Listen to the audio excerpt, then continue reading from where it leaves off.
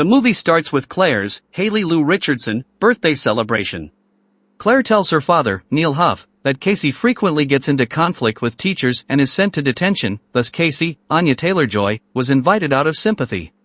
When Casey requests a ride home, the automobile is said to have broken down. Claire's dad argues that she must go home with them even though she is about to board the bus.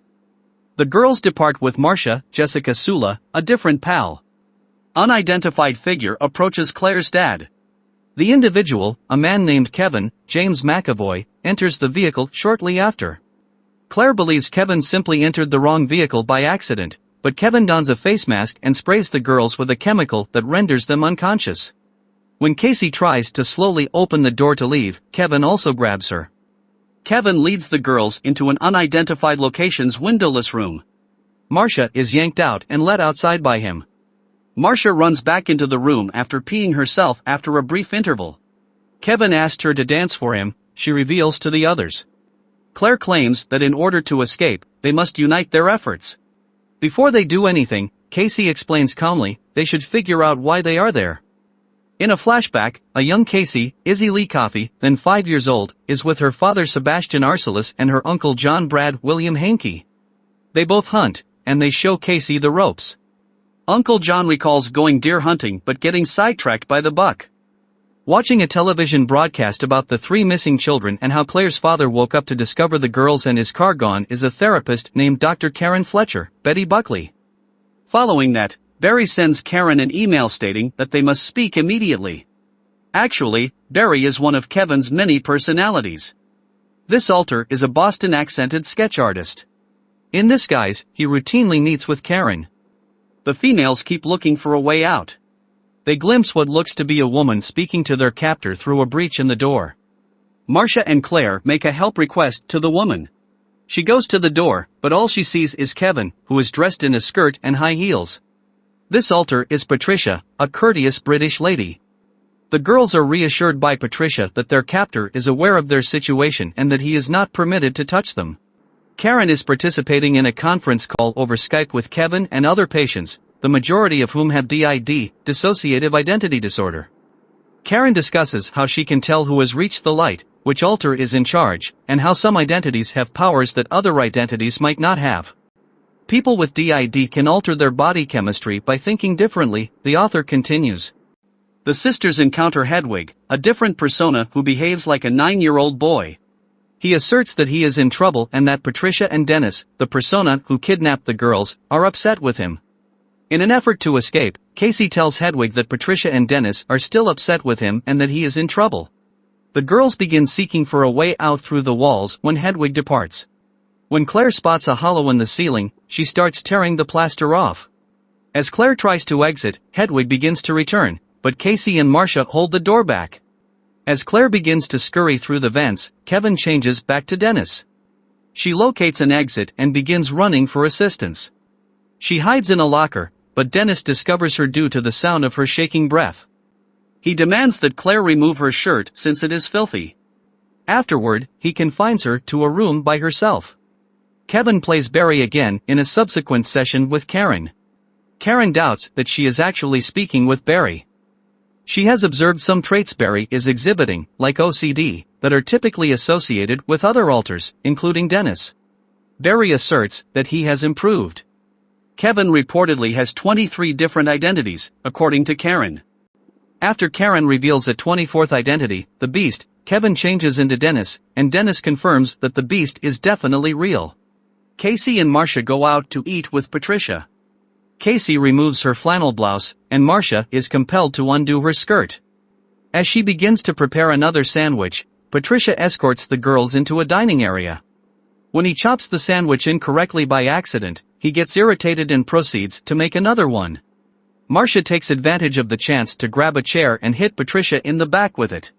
When Casey tries to flee to get help, Patricia catches her and tells her to return to her room. Marcia is ultimately discovered and imprisoned in a room by herself. Karen and her helper Jai M. Night Shyamalan watch surveillance footage of the buildings outside. Garbage is spread all over after a trash can is knocked over. While one pair goes around it, Dennis walks straight through it, which Karen thinks is intentional. Hedwig jokes around with Casey. She agrees to his request for a kiss even if it seems awkward. Hedwig talks about his musical tastes and how he enjoys dancing to Kanye West. Casey requests that he show her his room and music library. She suggests a window that is near his music as they are being led there by him. It consists of merely a closed window drawn over an open window. Hedwig begins to understand that Casey is attempting to flee. She tries to calm him down after becoming scared. As Casey fights against Hedwig, he pulls out a walkie-talkie, which she uses to start calling for assistance. After controlling Casey, Hedwig returns the walkie-talkie. We witness little Casey on a hunting excursion in yet another flashback. Uncle John starts to want to play while her dad isn't present. He encourages Casey to take off her clothes because animals don't wear clothes after changing into his pants. Later, when John comes out from under a boulder, Casey is pointing a weapon in his direction. In order to prevent her from firing, he is able to take it away from her. When Karen visits Kevin, Dennis welcomes her. They continue talking about the Beast and the Horde, the collective term for the four main personas that dominate Kevin, Dennis, Barry, Patricia, and Hedwig, after he welcomes her inside. Then Karen starts to feel real fear. The moment Karen tries to assist Claire after finding her imprisoned in her room, Dennis yanks her away. Using a wire to unlock the door from outside Marcia's chamber, Claire and Marcia try to flee. They don't succeed. A laptop containing footage on each of Kevin's aliases is discovered by Casey. She encounters two people, Jade, a diabetic, and Orwell, who speaks philosophically. Dennis enters a train car that has been abandoned and begins to change into the Beast. In comparison to any other persona, he is noticeably taller and stronger. Karen is writing something on a piece of paper when he gets home. He crawls over the wall and grabs her as she reaches for a little knife. Karen begins to attempt to stab him, but the knife malfunctions. After that, Karen is squeezed by the Beast until her spine breaks, killing her. Casey exits and searches for the other girls. She discovers Marcia lying on the ground with her tummy ripped open. The Beast then begins attacking Claire as Casey discovers her to be alive. Casey discovers the piece of paper Karen wrote on. Say his name, Kevin Wendell Crumb, it commands. The Beast locates Casey, but she calls his name loudly and frequently, causing him to return to normal. In a quick flashback, we witness Kevin's mother calling him by his full name and informing him he's made a mess as a little child. Casey informs Kevin that he killed Karen, Claire, and Marcia in the present, but Kevin has no memory of what he did at that time. He commands Casey to shoot him since there is a gun in one of the cupboards. All at once, the dominant identities begin to assume control. As the Beast begins to reappear, Casey flees. Casey gathers a few shells and puts them in the weapon. Casey is attacked by the Beast, who tears her clothing and bites her leg, but she manages to escape. Casey loses his ability to aim at the Beast as he begins to climb up on the ceiling and destroy the lights. She locks herself in a cage and adds additional ammunition to the rifle. The Beast begins bending the bars to enter, but he soon becomes aware of Casey's body's numerous scars. In a different flashback, John is seen promising little Casey that he will take over as her guardian following her father's demise. The Beast then declares Casey to be pure-hearted and walks away. A man goes downstairs shortly after that and discovers Casey. To protect her, he carries her outside. She turns to peek outside and notices a large enclosure full with animals. When the medics show up, Casey is taken inside. Kevin is now entirely under the Horde's influence and is someplace by himself. Patricia promises that the Beast will now guard them. The final scene takes place in a diner while patrons watch a news program on what Kevin accomplished. The anchor woman talks on how the Beast's persona resembles the creatures he worked with in their enclosure.